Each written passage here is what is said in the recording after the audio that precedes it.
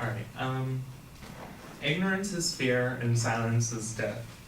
One of my favorite artists, Keith Haring, painted these words on a painting 1 year before he died of AIDS-related illnesses. Back then, there was a lot of, it was really scary to get HIV because ultimately you would die back then. But in this contemporary day, it's not as terrifying as it was back then, but throughout the years, it's carried some misconceptions with it. So I am here to detail and debunk those misconceptions for you. Alright, first, people still believe that HIV can be transmitted through kissing or sharing drinks, utensils with someone who is HIV positive, but HIV cannot be transmitted through saliva. It is primarily transmitted through blood and semen, which is, not what happens when you just take a drink. What else?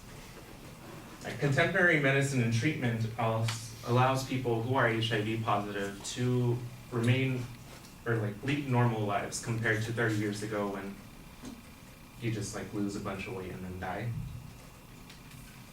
See, since the mid-90s, there has been treatment called combination antiretroviral therapy, which is basically taking a lot of medicine, but it's worth it because you get to lead a normal life.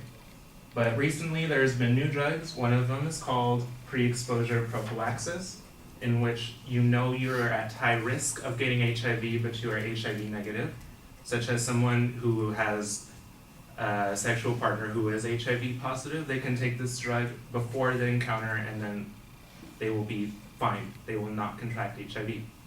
Another one is called post-encounter prophylaxis, in which if you think you might contract HIV from an encounter, you have 72 hours to get this drug and then take it for 28 days and then you will be fine. You will not 100%, but you will most likely not contract HIV from that. And then lastly, HIV is not the gay disease.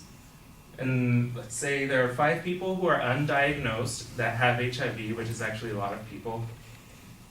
I don't remember how many. Anyways, one in those 5 people is actually a man who contracted it through heterosexual encounters, and then another is a man who contracted it through same-sex encounters. So it's the same amount from, queer, bisexual men, gay men, as straight men. And so basically all I can say is, wear condoms, get PrEP, go get free testing here at the health center, you'll be fine. It's free. Thank you.